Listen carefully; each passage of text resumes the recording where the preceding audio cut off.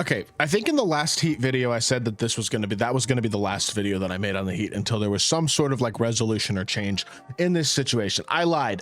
I'm so mad about what I watched tonight. As a non-fan of either team, the Blazers or the Heat, I'm legitimately so frustrated about the game that I just watched tonight that I feel like I need to make a video on it. This was just embarrassing, and if something doesn't happen, and it's not going to be a suspension, and I'm gonna talk about why, I'm like almost lost for words, and I'm so frustrated about the mockery that this situation is becoming. It's a bad look for the league, it's a terrible look for the Heat, and it's a terrible thing for their fans. Like, this has to be brutal for fans of the Heat to watch this complete SHIT show between a once proud franchise, one of the proudest in all of basketball, and deservedly so. This is a total mess, and it's embarrassing, and it needs to be resolved. And I'm not even talking about them losing to the Blazers. I'm talking about the manner in which it has happened and the whole way that this Jimmy Butler situation has just devolved into a circus. So before we hop into the video, if you haven't already, make sure you hit that subscribe button. Help me push towards the 2,000 subscriber mark on the channel. I upload every single day, multiple videos a day. Would really appreciate it if y'all do subscribe. Without further ado, the Trailblazers were up. They only won by 9 because the Heat make a furious comeback in the fourth quarter. But prior to that, we're down 24 points at home with a pretty close to fully healthy roster. No Tyler Hero, that's a big loss. But besides Tyler Hero, they pretty much had everybody else in the rotation. And as you can see, Bam only played 22 minutes. Terry Rozier only played 22 minutes. Jimmy only played 27 minutes. And why is that? Because in the third quarter, at the 2:48 mark, the Heat sub in Pele Larson for Jimmy Butler, giving them a 5 of Pele Larson, Duncan Robinson, Khalil Ware, Jaime Jaquez, and Nikola Jovic. A very unique, big 5-man lineup, but a 5-man lineup that they proceeded to use for the rest of the game. And that 5-man lineup did, to be fair, take them all the way from 92-68 into the fourth quarter. They cut it all the way down to about 112, 105, I think is the closest that it got. 110, 102, things of that nature. They did manage to make a significant amount of progress in that lead, and they deserve credit for that. At the same time, this is an embarrassment. I mean, you look at the box score tonight in general, it's not just Jimmy, but Jimmy scored 13 points, and Jimmy's 13 points did include, we gotta go back to the play-by-play here. Early in the third quarter, he had 6 points early in the third quarter. He made 2 free throws. He then made a tip shot, and he made a layup in the first 5 minutes of the third quarter to give him 13 points in the game. He had 7 in the first half, 6 in the first 5 minutes of the third quarter. Did not score for the rest of the game. Now, to be fair, he only played about 5 more minutes, but just ridiculous. You look at the score for this game. I mean, the numbers, Jimmy's minus 19, Bam is minus 22, Terry Rozier's minus 11, but the guys, Alec Burks is minus 22. I'm not really criticizing him. He's just a bench guy. But look, this is mostly like, I'm fully aware that Jimmy is phoning it in. I think that is very obvious. And if you're a Heat fan, if you don't think Jimmy is phoning it in, you are fooling yourself. It is over. He has no interest in being in Miami. And just because he's kind of, sort of willing to say and halfway, man, a little bit do the right thing, now it doesn't mean he's happy, and it doesn't mean he's staying, and it doesn't mean things are right in Miami. Let's just put it that way. Things do not go from him having a meeting with Pat Riley telling him that he is not going to re-sign with the Heat to him happily playing for the team a week later. It just doesn't happen. And it's been very evident in his play as of late. I think that is very clear and very obvious to say.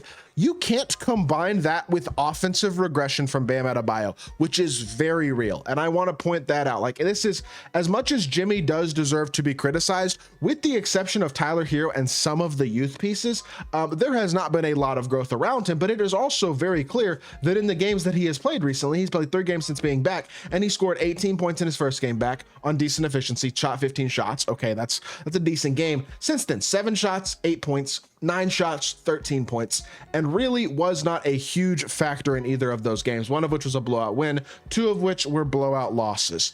But yeah, that combined with Bam Adebayo's offensive regression puts this team in a spot where they're not a real contender. They never really were, but they certainly aren't now. And I think that is something that you have to talk about. And that puts this in a situation now for this season. Let's talk about Bam real quickly, and we'll move on to that. But Bam this year has obviously regressed. I think I've talked about it a couple times already, but he's down to 15.7 points a game. This is a dude who was a 20-point per game scorer a couple years ago. He's shooting the three ball a lot more this year, but he's not shooting it efficiently, and that makes me think almost maybe he shouldn't be shooting it more. I was one of the guys who said he should be. He always felt like he was going to be a capable shooter at some point in his career, but that does not seem to be happening. He's far less efficient from inside the arc as well. That's really concerning, and he's just not the same player offensively that he was even a couple of years ago. Feels like he's already regressing as a player offensively, which is not good from a 27-year-old. But yeah, again, you combine those two things. A Jimmy who clearly does not want to be there and is literally only playing so that he doesn't get fined. He's doing just enough to not be called a flat out detriment to this team, so that he doesn't get suspended again, right? Which makes sense. I mean, I don't think he wants to get suspended. I don't think he wants to nerf his or tank his value and his reputation any more than he has to. But it's also very clear. I mean, Spo legitimately, I don't know. Spo legitimately basically benches the entire roster tonight, or at least the entire starting lineup besides Khalil Ware and Duncan Robinson, the only two dudes in the starting lineup who looked like they wanted to hoop tonight. Khalil has 20 and 15. Duncan Robinson's got 22 points, makes 6 threes, plays pretty good. Like, I'm so frustrated that I'm almost struggling to find the words to say. And on top of all of that, Jimmy Butler's shoes tonight. Hold on.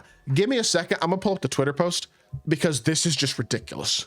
All right, I'm back. I found the pictures. Here we go. These are the last 2 points that I'll really make on this team and on this story, because I am kind of at the point at this point where this is such an embarrassment, and tonight was such an embarrassment where I think this is going to end.